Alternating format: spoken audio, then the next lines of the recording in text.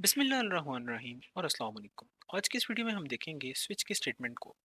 इस वीडियो में हम ये कवर कर रहे होंगे कि स्विच की स्टेटमेंट पहली बात है कि होती क्या है, सेकेंडली इफ एल्स इफ की स्टेटमेंट हम पढ़ चुके हैं अब तक, उनसे डिफरेंट कैसे है, कौन से वो केसेस हैं कि जिसके अंदर हम ये प्रेफर करते हैं कि हम इफ़ एल्स इफ की बजाय स्विच की स्टेटमेंट्स को यूज़ करें, और कौन से वो केसेस हैं कि जहाँ पे हम ये प्रेफर करेंगे कि हम इफ़ या एल्स इफ की स्टेटमेंट्स को यूज़ करें।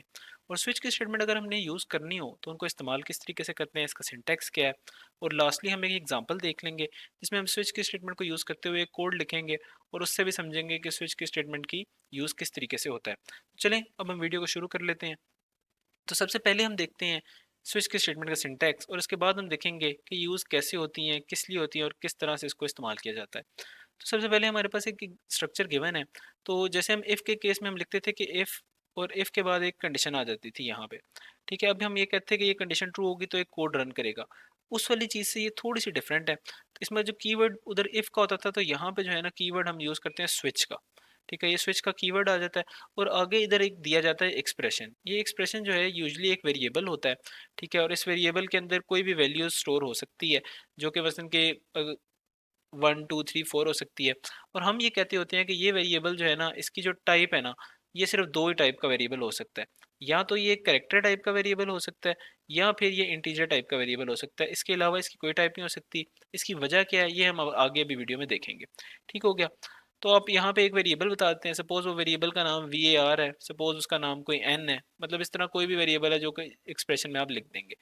ठीक है, जब ये कोड अब रन करता है तो ये वाली स्टेटमेंट पहले रन होती है, इसके बाद वो चला जाता है केस के ऊपर। केस वो वाली वैल्यूज होती हैं कि जिन जो कि इस वेरिएबल की पॉसिबल वैल्यूज हो सकती हैं इनपुट के ऊपर। मसलन कि अगर ये सपोज ये वेरिएबल जो था, जो एक्सप्रेशन में हमने लिखा था, यहाँ पे हमने वेरिएबल n लिखा होता, और इस वेरिएबल की वैल्यूज मैं कहता हूँ कि हो सकती हैं 10 20 30 और 40। ठीक है, तो हम उन वेरिएबल्स के ऊपर फिर केस बनाते हैं जो उन वेरिएबल्स की पॉसिबल वैल्यूज हो सकती हैं।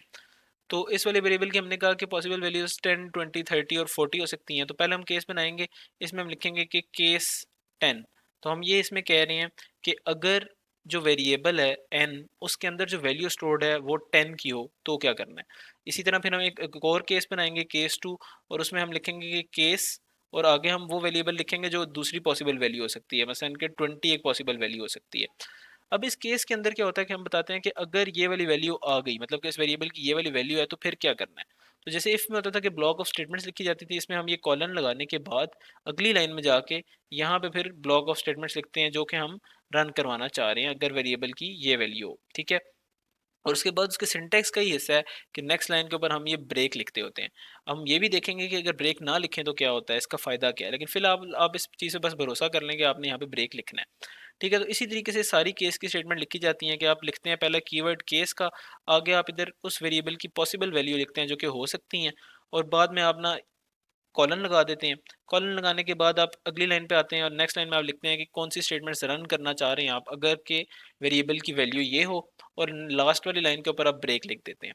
ठीक है, ये होगा इसका सिंटैक्स। और इसी तरह आप जितने भी, हाँ, आगे आपके पास ना इसकी पॉसिबल वैल्यूज हो सकती हैं, उन सारों के लिए आप केस बना लेते हैं। तो केस जैसे हमने कहा था कि पहली वैल्यू 10 हो सकती है, तो एक केस आपने बना लिया। एक और उस वेरिएबल की वैल्यू 20 हो सकती है, तो एक और केस आपने बना लिया। इसी तरह मल्टीपल केस बनाते चले जाते हैं। सपोज आपने ऐसे 10 केसेस बना लिए। लेकिन कभी कभी इस तरह भी हो सकता है कि कोई ऐसी वैल्यू आ जाए वेरिएबल की कि जो आपके केसेस में कवर ही नहीं हो रही। तो उसके लिए इसमें सिंटैक्स के अंदर प्रोविजन ये है कि एक डिफ़ॉल्ट का केस भी होता है जिसमें आप सिर्फ डिफ़ॉल्ट लिखते हैं, कीवर्ड इसका डिफ़ॉल्ट है, आगे आप जो है ना कॉलन लगाते हैं, और उसके बाद आप कुछ स्टेटमेंट्स लिख देते हैं। डिफ़ॉल्ट का कीवर्ड सिर्फ उस केस में रन होता है कि जब कोई भी केस जो है ना वो वैल्यू उसकी ट्रू नहीं हो रही होती, तो फिर इसके अंदर जो स्टेटमेंट्स लिखी होती हैं ये रन हो जाती हैं। तो बेसिकली इसके जो एग्जीक्यूशन है स्विच के स्टेटमेंट के कोड के अंदर, उसको एक दफ़ा रिवाइज कर लेते हैं कि सबसे पहले कोड जो है इस लाइन के ऊपर आता है, वो देखता है कि भाई स्विच के अंदर कोई वेरिएबल लिखा होना चाहिए। अब इस वेरिएबल की पॉसिबल वैल्यूज़ की बेसिस के ऊपर केसेस रन होंगे। ठीक है, तो अब इस वेरिएबल की वैल्यू जो है उसको रीड कर लेता है, तो जो भी वैल्यू है वो देखता है कि किस वाले केस के अंदर जो यहाँ पे वैल्यू लिखी हुई है उसके साथ वो मैच कर रहा है। ठीक है, इनमें से जिस वाले केस के साथ वो मैच कर रहा होता है, उस वाले केस के ऊपर वो चला जाता है, और उसके अंदर जो भी स्टेटमेंट्स लिखी होती हैं उनको वो रन करवा देता है। जब वो स्टेटमेंट्स रन हो जाती है तो ब्रेक की स्टेटमेंट आती है।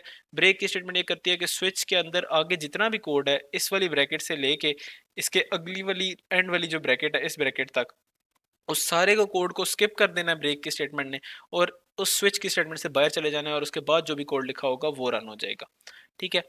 और इन केस के इनमें से कोई भी स्टेटमेंट मैच नहीं करती, वो चेक जब करता है तो कोई भी इधर केस आपने ऐसा नहीं लिखा हुआ जो कि वेरिएबल की वैल्यू है, तो फिर ये डिफ़ॉल्ट केस के अंदर जो भी वेरिएबल की वैल्यू जो भी ऐसी हो कि वो इन किसी भी स्टेटमेंट से मैच नहीं कर रही, तो डिफ़ॉल्ट केस के अंदर जो स्टेटमेंट्स लिखी होती हैं वो रन हो जाती हैं।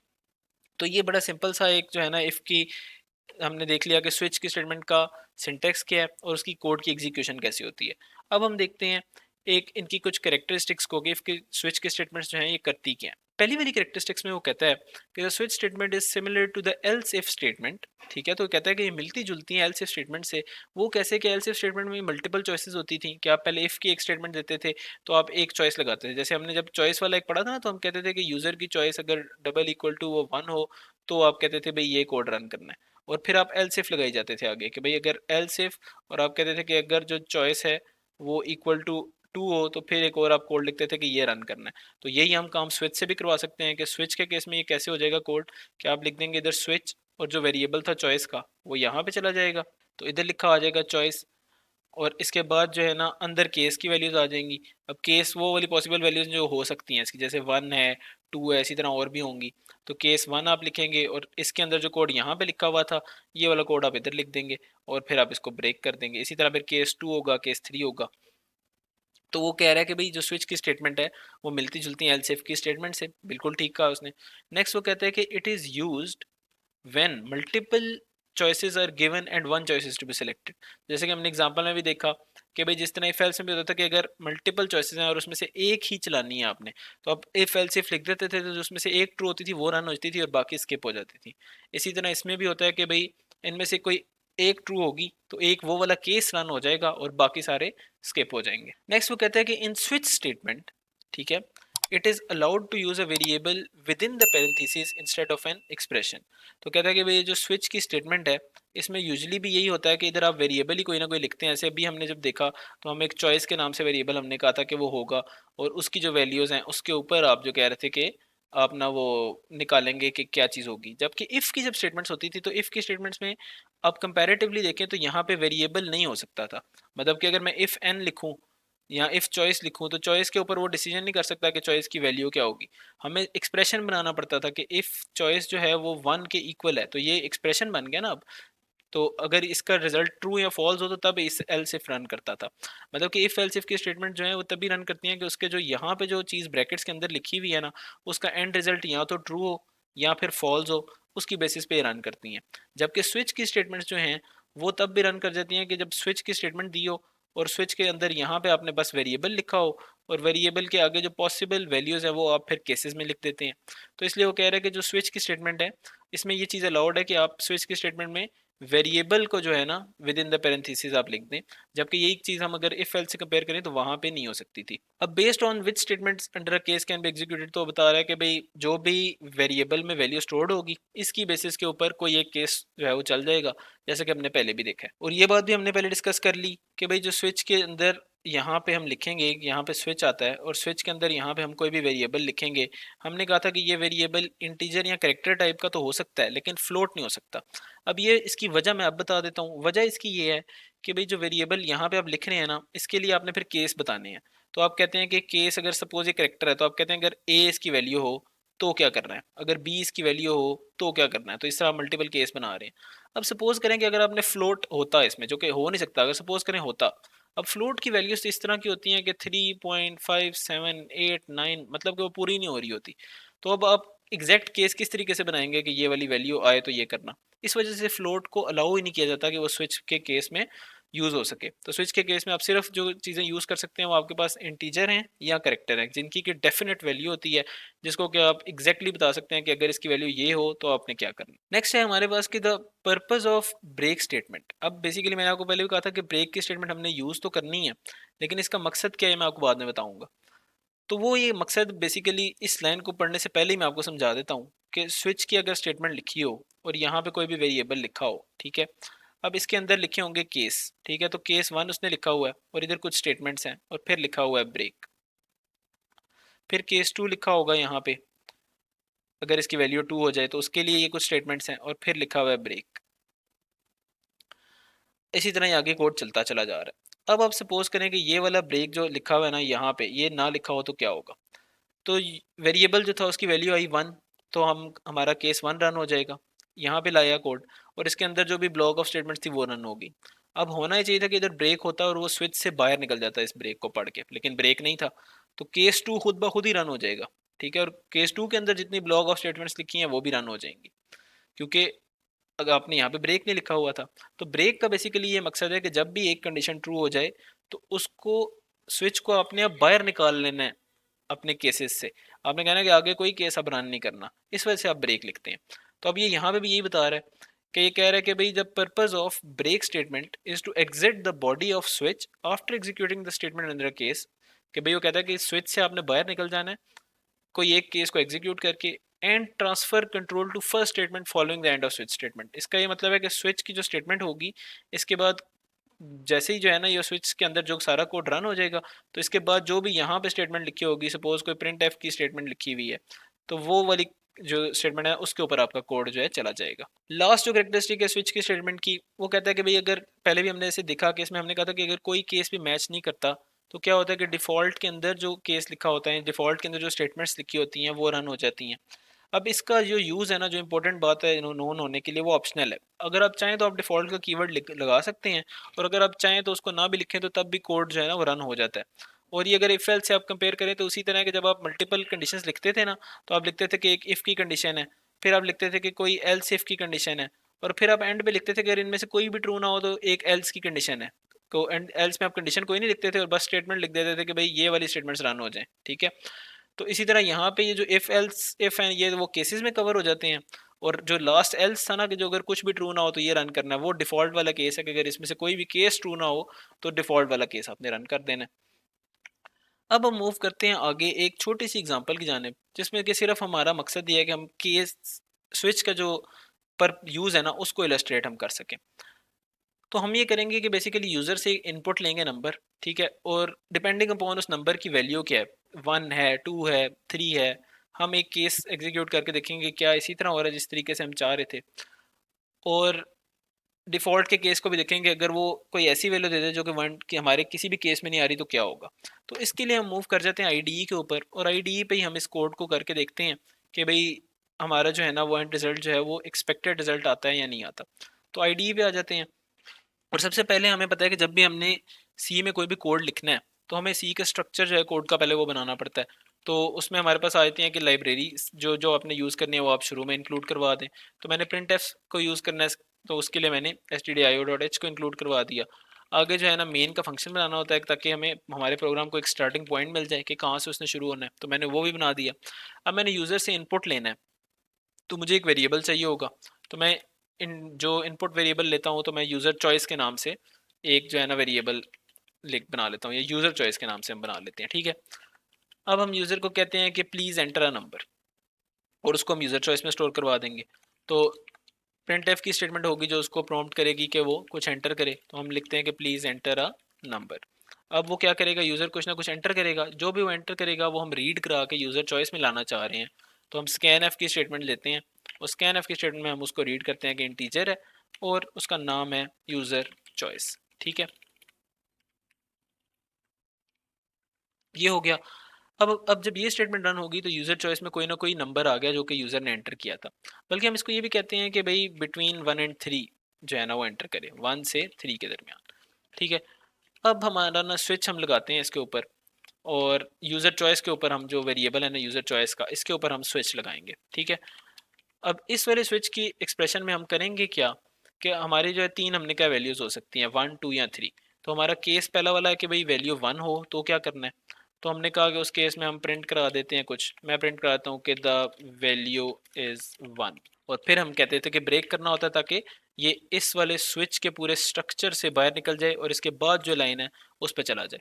ठीक है, नेक्स्ट हम केस बना लेते हैं, इसमें हम लिखते हैं कि भाई अगर 2 की वैल्यू आ जाए तो फिर वो प्रिंट करा देगा द वैल्यू इज़ 2, और फिर हम ब्रेक करवा देते हैं। और लास्ट हमारे पास केस है कि अगर 3 की वैल्यू आ जाए तो फिर वो क्या प्रिंट कराएगा कि द वैल्यू इज़ 3। तो इधर हम प्रिंट करवा देते हैं कि द वैल्यू इज़ 3। लास्ट हमारे पास एक डिफ़ॉल्ट केस हम बना लेते हैं कि अगर वो कोई ऐसी वैल्यू एंटर कर दे जो इन तीनों में ही दाएँ नहीं कर रही, तो फिर क्या प्रिंट होगा।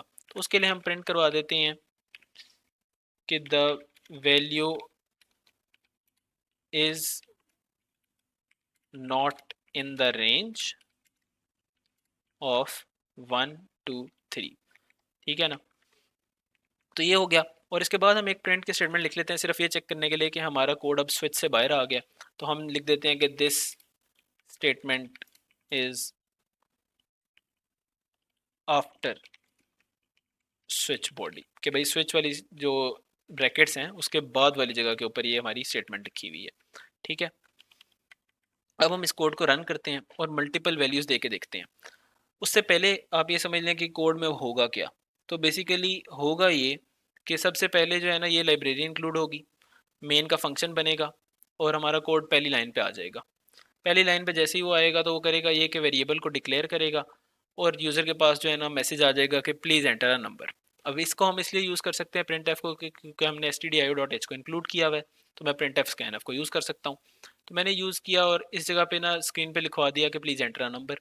अब यूज़र जो भी नंबर एंटर करता है और एंटर का बटन प्रेस करेगा तो होगा ये कि उसमें जो भी वैल्यू स्टोर थी वो इस वेरिएबल के अंदर चली जाएगी और हमारे वेरिएबल यूज़र चॉइस में इस टाइम पे हमारे पास कोई ना कोई वैल्यू स्टोर्ड है। अब कोड अगली लाइन पे मूव करेगा और स्विच की स्टेटमेंट में जाएगा और यूज़र चॉइस के ऊपर चेक करेगा कि इसके अंदर जो वैल्यू स्टोर्ड है वो क्या है। सपोज़ कि वो वैल्यू जो है वो 2 है, तो ये हमारा कोड जो है ना डायरेक्टली जंप कर जाएगा इस वाली लाइन के ऊपर कि इसकी वैल्यू 2 है और इसके अंदर जो भी लिखा होगा वो वैल्यू प्रिंट कराएगा। अगली लाइन देखेगा कि ब्रेक की है, ये ब्रेक की स्टेटमेंट ये करेगी कि इसको इस लाइन से जंप करवा देगी आखिरी वाली ब्रैकेट पे जो इसको क्लोज कराती है स्टेटमेंट को स्विच की। तो इसके बाद वाल दरमियान में जो कोड था वो रन नहीं होगा और ये सारा का सारा स्किप करते हुए यहाँ पे आ जाएगा और लिखा आ जाएगा this statement is after switch body. ठीक है। तो ये तो केस होगा कि जब 1 2 या 3 में से कोई वैल्यू हो। अगर कोई वैल्यू ऐसी है जो कि इन तीनों में नहीं लाई कर रही, 1 2 या 3 नहीं है, तो फिर जब स्विच की स्टेटमेंट यहाँ पे आएगी तो उसको पता लग जाएगा कि ये किसी भी केस के साथ मैच नहीं कर रही। तो हमारी कोड सीधा डिफ़ॉल्ट पे चला जाएगा और लिखा आ जाएगा कि this value is not in the range 1 2 3। तो अब हम कोड को रन करते हैं और मल्टीपल वैल्यूज़ दे के देखते हैं। सबसे पहले मैं इसको 2 की वैल्यू देता हूँ तो हमारे पास लिखा आ गया द वैल्यू इज़ 2 और साथ ही वो ब्रेक की स्टेटमेंट थी तो वो एग्जिट कर गया और चला गया कि this statement is after switch body के ऊपर। फिर मैं इस कोड को रन करता हूँ और मैं वैल्यू इसको देता हूँ 1 की। अब ये लिखा आ गया कि भाई दी वैल्यू इज़ 1 और फिर वो एग्जिट कर गया स्विच की स्टेटमेंट को ब्रेक की वजह से और लिखा आ गया this statement is after switch body. अब मैं आपको यहाँ पे एक चीज़ और दिखा दूँ पहले कि भाई हम कोई वैल्यू अगर आउट ऑफ रेंज दे देते हैं 1 2 3 की तो 10 वैल्यू आ गई, इसका कोई केस बना हुआ ही नहीं था। तो डिफ़ॉल्ट केस रन हुआ और लिखा आया कि the value is not in the range 1 2 3। अब लास्ट टाइम मैं आपको ये दिखाता हूँ कि ब्रेक की स्टेटमेंट का जो मकसद मैं कह रहा था कि वो ब्रेक कराता है वो अगर ना हो तो क्या होता है। तो सपोज यहाँ पे ये ब्रेक की स्टेटमेंट नहीं लिखी हुई। अब ये होगा जब केस 2 आया ना तो केस 2 के केस में वो ये लाइन प्रिंट करेगा और साथ ही वो केस 3 की लाइन भी प्रिंट कर देगा और फिर ब्रेक आएगा तो फिर वो बाहर निकलेगा। ठीक है। हम एक्चुअल में तो ये नहीं चाहते लेकिन हम सिर्फ समझने के लिए ये कर रहे हैं कि हमें पता लग जाए कि ब्रेक की स्टेटमेंट वाकई कर क्या रही है। तो हम अब इस कोड को रन करते हैं और मैं ऑप्शन देता हूँ 2 का। तो देखें लिखा आया कि द वैल्यू इज़ 2 और साथ ही लिखा आ गया द वैल्यू इज़ 3। अब ये क्या हुआ। ये हुआ ये कि भाई केस 2 जब हमने कहा यहाँ पे तो यूज़र चॉइस से स्विच को पता चल गया कि भाई वैल्यू 2 की है तो हमने केस 2 में जाना है। वो इधर आ गया कोड, ये वाली लाइन प्रिंट हो गई। नेक्स्ट लाइन पे आया तो ब्रेक था नहीं तो उससे आगे जो भी लाइन थी वो प्रिंट हो जाएगी। तो केस 3 की लाइन है वो और वो है कि द वैल्यू इज़ 3 तो वो प्रिंट हो गई और फिर ब्रेक की लाइन आई। तो अब वो कोड जो है ना इस स्विच की स्टेटमेंट से बाहर निकला है इस जगह पे जाके। तो इसका मतलब हुआ कि ब्रेक की स्टेटमेंट लगाना बहुत ज़रूरी है। अगर ब्रेक की स्टेटमेंट हम कहीं पे भी नहीं लगाएंगे तो उससे अगले वाला केस भी जो है ना वो रन हो जाएगा जब तक कि उसको ब्रेक की स्टेटमेंट मिल नहीं जाती। तो ये बेसिकली पर्पज़ है ब्रेक की स्टेटमेंट को यूज़ करने का। तो जब भी जो है ना हमने देख लिया कि स्विच की स्टेटमेंट बेसिकली रन कैसे होती है। अब यही कोड अगर हम चाहते तो इफ़ एल्स की स्टेटमेंट से भी लिख सकते थे। तो अब आपका जो है ना टास्क ये है कि आपने दो काम करने हैं। एक ये कि यही वाला कोड आपने इफ़ एल्स इफ़ की स्टेटमेंट के साथ लिखना है और सेकंड आपने काम ये करना है कि आपने यही वाला कोड लिखना है और तब आपने ना यूज़र को जो ऑप्शन देने हैं वो ये है कि यूज़र जो नंबर एंटर कर सकता है वो 10 20 और 30 होंगे और उसकी बेसिस पे आपने यहाँ पे डिस्प्ले करा देना है कि जो वैल्यू है अगर वो सपोज 20 एंटर करे तो लिखा आना चाहिए कि द वैल्यू इज़ 20। और एक डिफ़ॉल्ट केस आपने बनाना है कि अगर वो वैल्यूज़ उन तीनों में नहीं आए तो आप बता दें कि the value is neither 10 nor 20 nor 30। ठीक है।